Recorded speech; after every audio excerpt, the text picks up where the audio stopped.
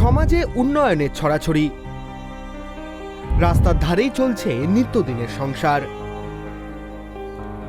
বিগত কয়েক বছর থেকেই রাস্তার পাশে একটি কুড়ে ঘরে বসবাস করেন ননিবালা সিংহ। বয়স প্রায় 70 ছুঁই ছুঁই। কোনো ক্রমে শাকসবজি, মাছ, গুজরি সহ একাধিক সামগ্রী বিক্রি করে চলছে নিত্যদিনের সংসার। পরিবারের সম্বল বলতে রয়েছে এক নাতনি। সরকারি সুবিধে থেকেও বঞ্চিত। মাথা গোজার ঠাঁই বলতে রয়েছে শুধুমাত্র একটি কুড়ে ঘর। সরকারি সুযোগ সুবিধা থেকেও বঞ্চিত রয়েছে ননিবালা সিংহ। তবে জানা গিয়েছে বিগত কয়েক বছর আগেই নদীর পাশে একটি কুড়ে ঘর করে সেখানেই দিন যাপন করছিলেন। বর্ষার জলে ভেসে গিয়েছে পরিচয়পত্র। সর্বস্ব হারিয়ে এবার ঠাঁই টিনের চালায়। ভাগ্যের কি পরিহাস দেখুন, একেই নুন আনতে পান্তা ফুরোয়, এরই মধ্যে হঠাৎ করেই বর্ষা এসে ছিনিয়ে নিল শেষ আশার আলো। বর্ষার জল বেড়ে যাওয়ায় সমস্ত কিছুই জলের স্রোতে ভেসে গিয়েছে। ভোটার কার্ড, আধার কার্ড, ব্যাংকের বই সমস্ত কিছুই ভেসে গিয়েছে নদীর জলে। সর্বস্ব হারিয়ে কোনো ক্রমে ছেলে, বৌমা ও নাতনিকে নিয়ে রেল দপ্তরের একটি জায়গাতে টিনের চালার ঘর করেই বসবাস করছে পরিবারটি। রেশন কার্ড থেকেও জোটে না রেশন। আবেদন করলেও মিলেছে শুধুই হতাশা। সাহায্যের হাত কেউ বাড়ায়নি। রয়েছে রেশন কার্ড, কিন্তু রেশনও পান না তিনি। এর আগেও বহুবার পঞ্চায়েত ও প্রধানের কাছে আবেদন করেছিলেন, প্রতিবারই খালি হাতে ফিরেছেন। এমনকি বন্যার জলে ভেসে যাওয়া পরিচয়পত্র, নাগরিকত্ব প্রমাণপত্র বানিয়ে দেয়নি কেউই।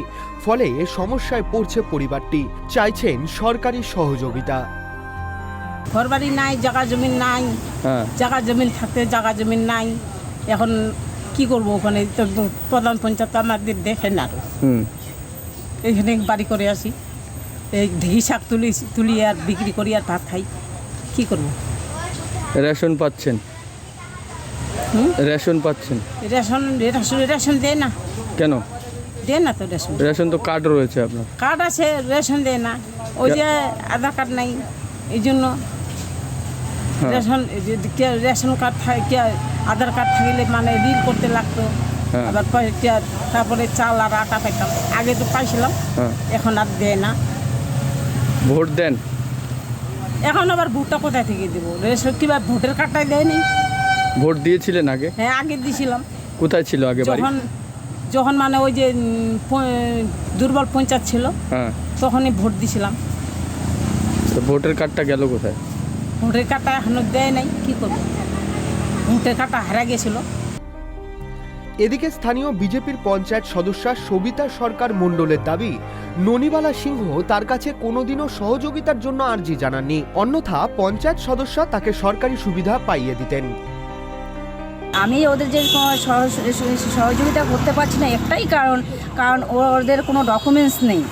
আর ওর যে বয়স্ক মহিলা আছে, তার ভোটের কার্ড অনেক দিন আগে ছিল, কিন্তু এখন বর্তমানে সেটা আমি দেখছি না। আর ভোটের কার্ড, রেশন কার্ড, আধার কার্ড যদি না থাকে আমি কি করে একটা যে কোনো সহযোগিতা করব? তাই যেহেতু কোনো কিছুই নেই, তাই আমি সরকারের কাছে আবেদন করছি যে বেচারা যে কোনো জিনিসে এইবারে সুযোগ সুবিধাগুলো যাতে পায়, এই ব্যাপারে আমি চেষ্টা করব। অন্যদিকে পঞ্চায়েত সমিতির সহসভাপতি চন্দ্রমোহন রায় জানিয়েছেন, বিষয়টি তার অজানা ছিল। তিনি সমস্ত বিষয়টি খতিয়ে দেখে ব্যবস্থা গ্রহণের আশ্বাস দিয়েছেন। আমি যতটুকু জেনেছি, স্থানীয় পঞ্চায়েতের সঙ্গে ওখানে ওই পরিবার যোগাযোগ করেছিল, কিন্তু পঞ্চায়েত তাদেরকে সেভাবে সহায়তা করেনি। এখনকার দিনে এটা নিশ্চয়ই খুব করুণ দৃশ্য যে একজন বৃদ্ধা মা তাদের অসহায় ছোট ছোট নাতি নাতনিদের নিয়ে রাস্তার পাশে থাকছেন। ওরা কিন্তু প্রকৃতপক্ষে আমাদের অফিসের সঙ্গে বা আমাদের কারোর সঙ্গে যোগাযোগ করেনি।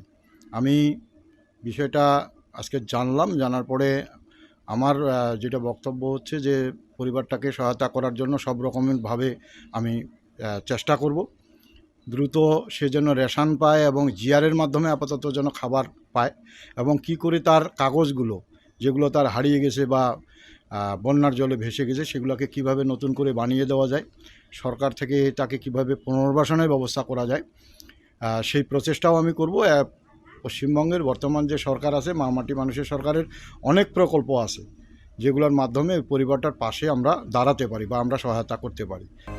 এই বিষয়ে ট্রাইব টিভি বাংলা কথা বলেছিল জয়েন্ট বিডিও মইদুল ইসলামের সঙ্গে। তিনি বিষয়টিকে গুরুত্ব সহকারে দেখার আশ্বাস দিয়েছেন।